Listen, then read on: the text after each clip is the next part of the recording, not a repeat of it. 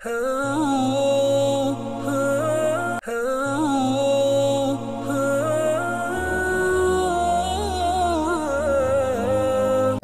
அலைக்கும் வரஹ்மத்துல்லாஹி வபரகாத்துஹு. அன்பார்ந்த பிறை டிவினர்களே, வாராந்த மனாப் இஸ்லாம் நிகழ்ச்சியில் 205வது வாரத்தில் உங்களை சந்திப்பதில் பெரும் மகிழ்ச்சி அடைகிறேன். அல்ஹம்துலில்லாஹ். மலாதா மஸ்ஜித் ஹராம் மக்கா முக்கர்ரமாவுடைய ஹுத்பா, அந்த ஹுத்பா ஷேக் அப்துல் ரஹ்மான் அஸ்-சுதைஸ் ஹபிதுல்லாஹ் இருந்தார்கள்.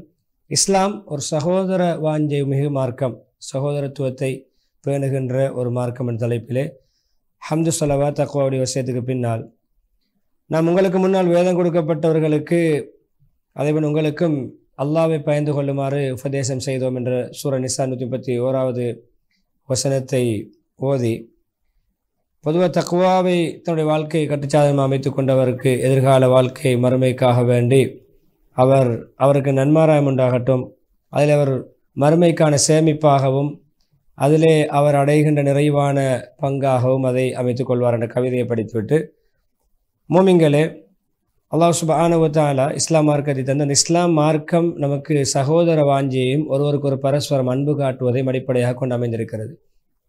கருணையாக நடந்து கொள்வது, அதே போன்று வாழ்க்கையோட எல்லா கட்டங்களிலும் சிரமங்கள், எல்லா நெருக்கடிகளிலும் சகோதரத்துவத்தை பேணிக்கொள்ள வேண்டும். எந்த பிரச்சனை, எந்த வழக்கு வம்பு பிரச்சனைகள், சிரமங்கள், நெருக்கடிகள், மாற்றங்கள் இருந்தாலும் சகோதர வாஞ்சியை பேணுவதை இஸ்லாம் ஒரு அடிப்படை அம்சமாக கொண்டிருக்கிறது. அதே நேரம் குறிப்பாக வாழ்க்கை சிரமங்கள், நெருக்கடிகள், அதே போன்று லௌகீக பகுதியிலே நெருக்கடிகள் ஏற்படுகின்ற காலத்திலே, அதே நேரம் சுயநலங்களும் நப்பாசைகள் நிறைந்த இந்த காலத்திலே, தனக்கென்ற குறுகிய மனப்பான்மையோடு வாழ்கின்ற இந்த காலத்திலே குறிப்பாக சகோதரத்துவம் மிக அவசியப்படுகிறது. ஏன்னா ஒரு மனிதன், பொதுவாக மனிதனே அடிப்படையிலே அவன் ஒரு சிவில் சமூகத்தோடு சேர்ந்து போகின்ற ஒரு சுபாவத்திலே படைக்கப்பட்டிருக்கிறான். இயல்பாக நல்ல சுபாவம் உள்ளவனாக, எப்பொழுதுமே உயர்ந்த பண்பாடுகள் அவனிலே தென்படுகின்றன. அவன் எப்பொழுதுமே மனித வாழ்க்கைக்கு அவசியமான விடயங்களை அவன் கடைபிடிப்பதிலே மிக பொறுப்பு வாய்ந்தவனாக செயல்படுகிறான். எனவே இது சமூக தொடர்பு என்பது, சமூக தொடர்பாடல் என்பது ஒரு மனிதனுடைய இயல்பாகவே உள்ள ஒரு பண்பாடு. எனவே சகோதரத்துவத்தை இஸ்லாம் எந்த கட்டத்திலும் விட்டுக் கொடுக்காமல் வலியுறுத்தி வருகிறது. மனிதன் ஒருவருக்கு ஒரு ஐக்கியத்துடன், ஒற்றுமையுடன், இணைப்புடன், ஒருவருக்கு ஒரு காப்புறுதி வழங்கக்கூடிய, உதவி செய்யக்கூடிய அமைப்பிலே வாழ வேண்டும்.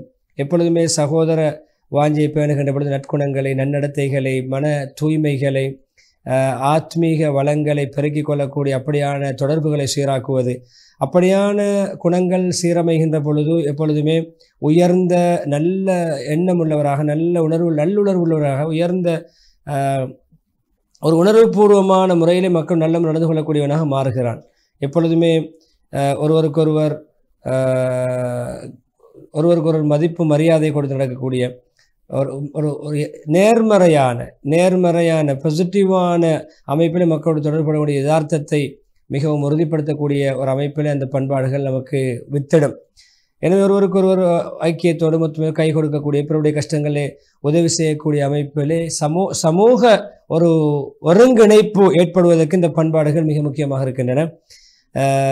அது எந்த கஷ்டங்கள், எந்த சிரமங்களாக இருந்தாலும் அது மனப்பூர்வமாக உள்ளத்தால் பிறரை கவனிக்கின்ற, பிறருக்கு உதவி செய்கின்ற, பிறரை பராமரிக்கின்ற தன்மை உண்டாகும். எனவே ஈமானிய சமூகமே, இந்த காலம் ஒரு மனிதன், இந்த காலங்கள் எப்படி என்றால், ஒரு மனிதன் எப்பொழுதுமே அடிப்படை சடவாதம், அதே போன்ற லௌகீக அமைப்பில் நெருக்கடி கேட்டு ஒரு காலமாக இருக்கிறது.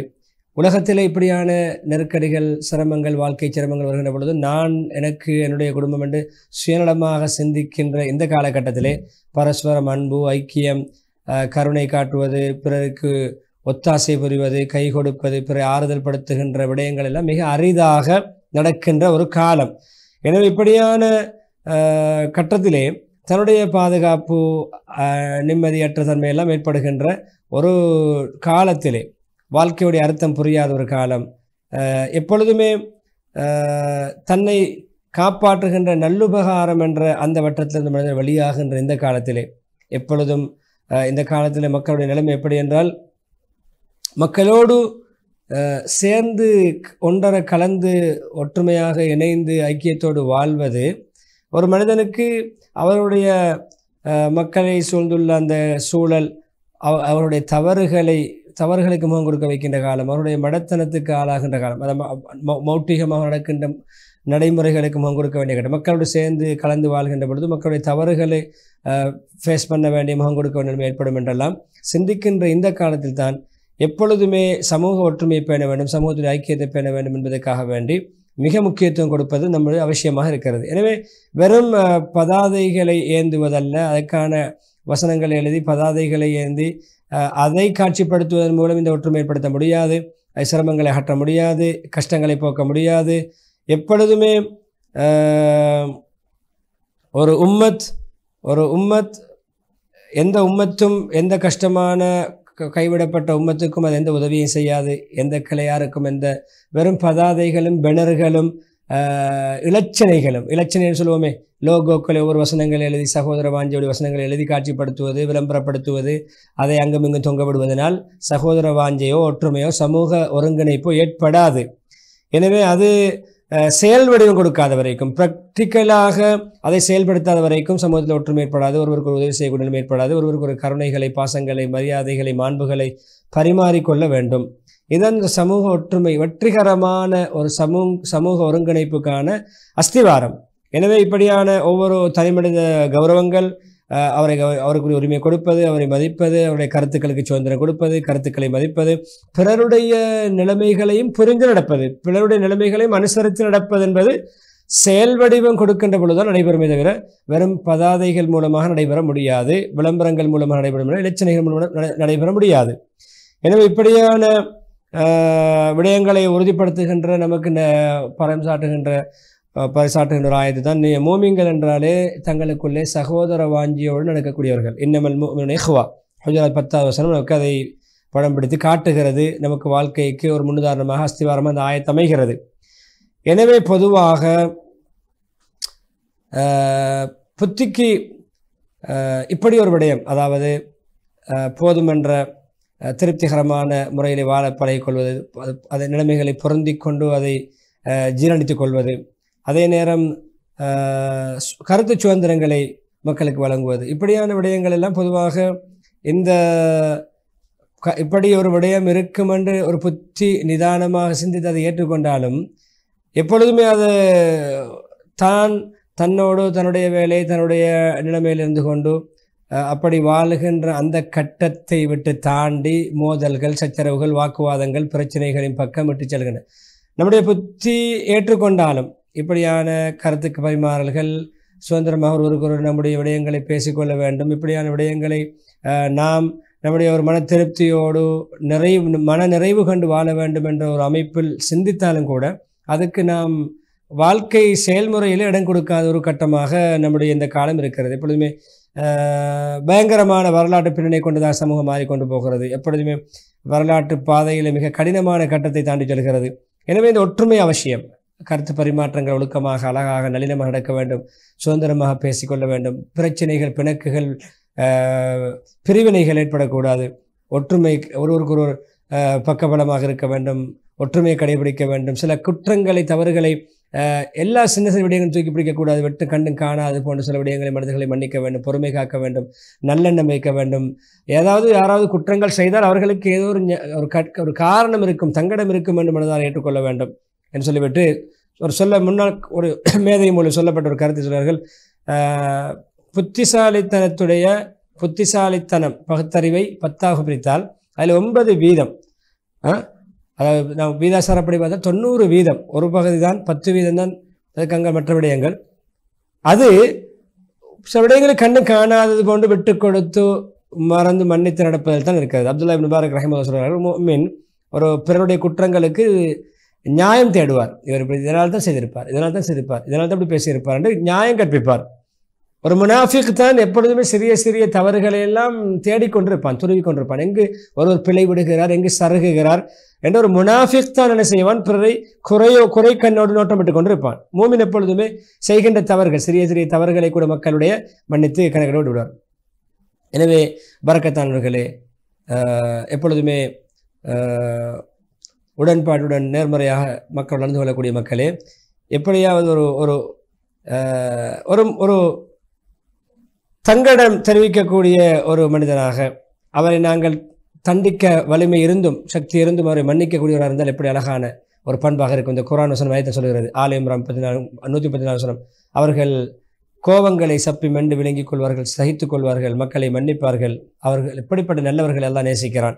அதே போன்று அல்லாஹ் சூரா 100 சொல்கிறான், ஜல ஜலாலு, அவர்கள் மன்னிக்கட்டும், மன்னித்து மறந்து விடட்டும், மன்னித்து அதை அப்படியே விட்டு விடட்டும். நீங்கள் அல்லாஹ் உங்களுக்கு மன்னிக்க வேண்டும் என்று விரும்புவதில்லை, அல்லாஹ்வுடைய மன்னிப்பை விரும்புவதில்லையா? அதே போன்று 199 வசனம், மன்னிப்பை கையாளுங்கள், மன்னிப்பை கடைபிடியுங்கள், நல்லதை ஏவுங்கள், மடையர்களை மட்டும் புறக்கணித்து நடங்கள். அவருடைய விவாதங்களுக்கு சண்டைகளுக்கு சத்திரங்களும் போக வேண்டாம். மடையர்களை மௌட்டிகவாதிகளை கணக்கெடுக்காமல் விட்டுவிடுங்கள் சொல்லிவிட்டு இப்படியான அழகான அன்பு, கருணை, பாசம், ஒற்றுமை இந்த குர்ஆன் வசனம் நமக்கு வசனங்கள் நம்முடைய மனதிலே பதிக்கின்றன. எனவே பழிப்பது, ஏசுவது, கண்டிப்பது, எப்பொழுதுமே முறைப்பாடு, குறை சொல்வது, இப்படியான விடயங்கள் எப்பொழுதுமே நம்முடைய சகோதர ஒற்றுமையை, சகோதர வாஞ்சியை சீர்கெடுக்கும். எந்த விதமான தங்கு தடைகளும் இல்லாமல் அது நேரடியாகத்தான் நமக்கு சகோதர வாஞ்சிக்கு தடையாக அமையும். எப்பொழுதுமே அது அன்பு, பாசம், கருணை நிலைத்திருப்பதற்கு காரணமாக அமையாது என்று சொல்லிவிட்டு ஒரு கவிதை படிக்கிறார்கள். எப்பொழுதும் தாராள மனசோடு மன்னிப்பு மனப்பான்மையுள்ளவராக வாழுங்கள். உங்களுடைய உரிமைகளை பிறரிடமிருந்து முழுமையாக அடைய முயற்சிக்க வேண்டாம். எல்லோரும் உங்களுடைய உரிமைகளை 100க்கு 100 நிறைவேற்றுவதை எதிர்பார்க்க வேண்டாம். சில விடயங்களை விட்டுக் கொடுங்கள். எப்பொழுதுமே ஒரு சங்கையான மனிதர் தன்னுடைய முழு உரிமைகளையும் பிறரிடமிருந்து அடைய முயற்சிக்க மாட்டார். எனவே நல்ல முறையில் நடந்து கொள்ளுங்கள். யாராவது அத்துமீறி அநியாயம் செய்து நடந்தாலும் மன்னித்து விடுங்கள்.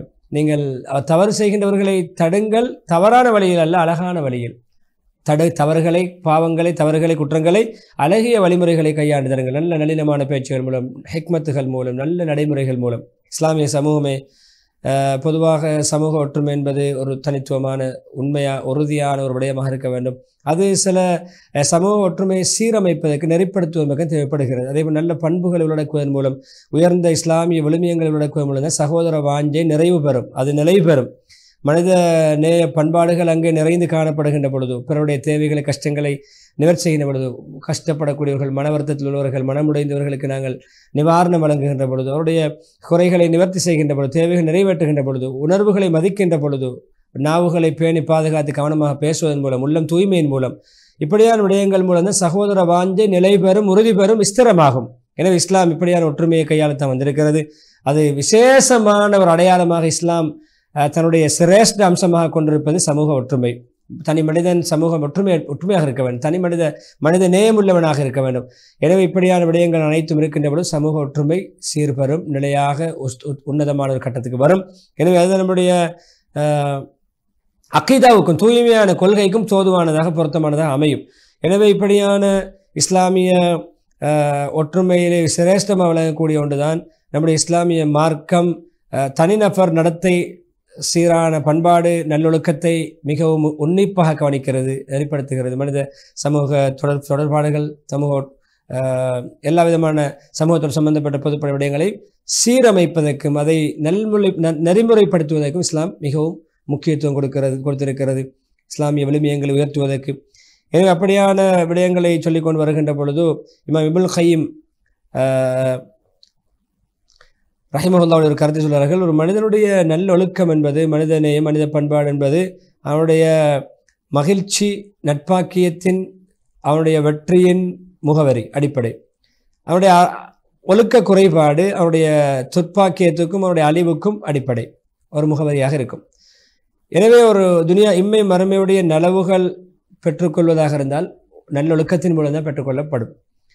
அதே நேரம் இம்மை மறுமையில் நலவுகள் நமக்கு கிடைக்காமல் துர்ப்பாக்கியசாலிகளாக நாம் மாறுவதெல்லாம் ஒழுக்க குறைபாடு, ஒழுக்க சீர்கேடுதான் என்று சொல்லிவிட்டு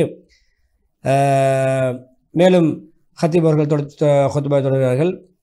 இன்று நாங்கள் பார்க்கிறோம் சமூக வலைத்தளங்களிலே ஆச்சரியமான, அதிசயிக்கத்தக்க விடயங்களை, சமூக ஒற்றுமையை கெடுக்கக்கூடிய விடயங்கள், பாச கயிறை துண்டிக்கக்கூடிய விடயங்களை, சமூகத்துடைய கருணையை இல்லாமலாகக்கூடிய விடயங்களை, குறை சொல்வது, மக்களுடைய மார்க்கத்திலே, மானத்திலே, புத்திகளிலே, அபிப்பிராயங்களிலே, சொத்துக்களிலே, பொருளாதார எல்லா ரீதியிலும் மக்களை குறை சொல்லுகின்ற ஒரு நெகட்டிவான, எதிர்மறையான ஒரு விடயங்கள் தான் சோசியல் மீடியாக்களிலே, சமூக வலைத்தளங்களிலே நாங்கள் பார்த்து கொண்டிருக்கிறோம். அது சமூகத்துக்கு சீர்கேடு, ஒரு அழிவு.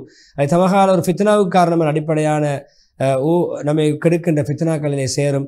அப்படியான இட்டுக்கட்டுகள், பொய்கள், மக்களை பற்றிய வதந்திகள், இப்படியான விடயங்கள் பரப்பி மக்களுக்கு மத்தியிலே வெறுப்பையும் காழ்ப்புணர்ச்சிகளையும் சமூக வேற்றுமைகளையும் உண்டு பண்ணுகின்ற விடயங்களை நாம் மிக கவனமாக சோசியல் மீடியாக்களில் நாங்கள் கையாள வேண்டும். அதிலே கவனமாக இருக்க வேண்டும். அதில் அகப்பட்டு கொள்ளாமல் நம்மை தற்காத்து கொள்ள வேண்டும். முஸ்லீம்களை பொதுவாக இந்த சிரமங்கள், சோதனைகள், நெருக்கடிகள், வாழ்வாதார பிரச்சனைகள் எல்லாம் வருகின்ற பொழுது இஸ்லாம் அந்த நிலைமையில் தான் வந்தது. பாசத்தையும் கருணையையும் பரஸ்பரம் அன்பையும் கொண்டு வந்தது. அதை மிக முக்கியத்துவம் கொடுத்து கண்காணிக்கக்கூடியதாக வந்திருக்கிறது. எப்பொழுதுமே சிறந்த நல்ல செயற்பாடுகள், நற்கர்மங்கள், நற்சேவைகள் செய்யக்கூடியவர்களை பாராட்டி பேசுவதற்கு தூண்டி இருக்கிறது. நற்காரியங்கள் செய்யுங்கள், வஃபாலுல் ஹைர் லஅல்லகும் துஃப்லிஹூன், உங்களுக்கு வெற்றி கிடைக்கும். நட்பணிகள் செய்யுங்கள், ஜெயம் பெறுவீர்கள். அல்-ஹஜ் 77 மோதி. எனவே நான் அன்பான கருணையான பாசமான இந்த தன்மைகள் எப்பொழுதுமே அதை அடைந்து கொள்வதுதான் நம்முடைய மேலெண்ணம், நம்முடைய இலக்கு, நம்முடைய லட்சியம். அதன் மூலம் முயற்சியுள்ள சமூகம் அது மிக உன்னிப்பாக அந்த விடயத்திலே கவனமாக இருக்கும். எப்பொழுதுமே உள்ளத்திலே நல்லுள்ளம் உள்ளவர்களாக அது மேன்மை பெறும். எப்பொழுதுமே இறை தொடர்புள்ள ரப்போடு தொடர்புள்ள மக்களாக நேர்மை, பாசம், கருணை, நீதி, வாய்மை, உண்மை, உபகாரம், மெருதுத்தன்மை, தூயதன்மை, அமானிதம் பேணுகின்றதன்மை, பிறருக்கு உதவித்தாசி புரிந்தன்மை, சகோதர வாஞ்சி, இவை அனைத்தையும் கொண்டு அது மேன்மை பெறும், அது ஒளி பெறும், அது இன்னும் உயரும் என்று சொல்லிவிட்டு பொதுவாக இது அனைத்துக்கும் மாற்றமான தீய பண்புகள் அதைகளை விட்டும் இது ஒதுங்கி நல்ல நல்ல சங்கையான இஸ்லாமிய பண்புகளை, விழுமியங்களை தன்னகத்தை கொண்டு நல்ல நல்ல இயல்புத்தன்மைகளை, மனம் கமலும் நறுமணம் வீசும் பண்பாடுகளை உள்ளடக்கி மனிதனுக்கு ஒரு ஒளி விளக்காக இஸ்லாமிய சமூகம் மாறுகின்ற அமைப்பிலே அந்த வாழ்க்கை முறை அமையும். எனவே நிம்மதி, பாதுகாப்பு, பிறருக்கு எந்த விதமான பண்பாட்டு வீழ்ச்சி கிடையாது. அதே போன்று மற்றவருடைய விடயத்திலே முறைகேடு நடப்பது, அபகீர்த்தி ஏற்படுத்துவது, கௌரவக்குறை நடப்பது, வழிகேட்டிலே அழிந்து நாசமாகுவது, அதே போன்று மூதவித்தனம், துப்பாக்கியம், இப்படியான விடயங்கள் தனிநபரிலோ குடும்பத்திலோ சமூகத்திலோ ஏற்படாது. எனவே இப்படியான விடயங்களை தவிர்த்து நடப்பார்கள். அது குடிமக்களாக இருக்கலாம், ஆட்சியாளராக இருக்கலாம், உலமாக்களாக இருக்கலாம், பொதுமக்களாக இருக்கலாம், பாமர்களாக இருக்கலாம், கல்வித்துறைகளாக இருக்கலாம், அது ஞானம் கல்விசார் துறைகள், அதே போன்று இஸ்லாமிய முரண்பாடுகள், வேற்றுமைகள் இருந்தாலும் அதை ஒழுக்கமாக கையாளுகின்ற பண்பு, வார்த்தைகள் மூலம் மோதிக்கொள்கின்ற அலங்கோலமான அசிங்கமான அநாகரிகமான வார்த்தைகளை பேசிக்கொள்வதை விட்டு தெரிந்து கொள்வார்கள். நல்ல அழகான வார்த்தை பிரயோகங்களை பாய்க்கக்கூடிய தன்மைகள் ஏற்படும். ஒழுக்கமாக உரையாடல் வைக்கின்ற தன்மைகள் ஏற்படும். கேவலமான தன்மைகளை விட்டு ஒதுங்கி நடப்போம். எனவே இப்படியான விடயங்களை உறவினர்களோடு, அண்டை வீட்டாரோடு, பெற்றோரோடு, பிள்ளைகளோடு என்று எல்லா துறைகளிலுமே நல்ல இயல்புள்ளவர்களாக, நட்சுபாவம் உள்ளவர்களாக, நல்ல பண்பாடு உள்ளவர்களாக மாறுவார்கள். எனவே மனிதன் தன்னுடைய பெற்றோருக்கு உபகாரம் செய்யுமாறு நாங்கள் மனிதனுக்கு உபதேசித்திருக்கிறோம். இஸ்ரா 23 அதே போன்று நிசா 36 பக்கத்தில் அண்டை வீட்டார், பக்கத்திலே வாழக்கூடிய, பக்கத்தில் பிரயாணிக்கூடிய, பக்கத்தில் அண்டி வாழக்கூடியவர்கள், அதே போன்று பக்கத்திலே வாழக்கூடியவர், பக்கத்திலே சேர்ந்து வாழக்கூடிய, சகவாசம் கொண்டு வாழக்கூடிய அனைவர்களோடும் நல்லுபகாரத்தில் நடந்து கொள்ளுமாறு நாம் கட்டளையிட்டிருக்கிறோம், உபதேசித்திருக்கிறோம் என்று சொல்லிவிட்டு ஜிப்ரீல் அலைஹிஸ்ஸலாம் அவர்களும் அண்டை வீட்டாருடைய உரிமைகளை பற்றி எனக்கு உபதேசிக்கின்ற பொழுது அண்டை வீட்டாருக்கு அனந்தரம் கொடுக்க வேண்டி, அனந்தரச்சத்தில் பங்கு கொடுக்க வேண்டி ஏற்பட்டு விடுமோ என கருதும் அளவு அண்டை வீட்டாருடைய உரிமைகளை பற்றி பேசினார்கள். புகாரி, முஸ்லிம் ரஹிமத்துல்லாஹி ரிவாயத். சக நண்பர்கள், ஒரே இடத்துல பணிபுரியக்கூடியவர்கள், படிக்கக்கூடியவர்கள், ஓதக்கூடியவர்கள் எல்லோருடன் அழகான நடந்து கொள்கின்ற, உபகாரத்தோடு நடந்து கொள்கின்ற பண்பு ஏற்படும். எனவே கணவன் மனைவி தன்னுடைய உரிமைகளை, கடமைகளை புரிந்தால் அங்கே பிரச்சனைகள் எல்லாமே நீங்கி வாழ்க்கை அழகாக, அலங்காரமாக, சௌந்தரியமாக நடைபெறும், மங்களகரமாக வாழ்வார்கள்.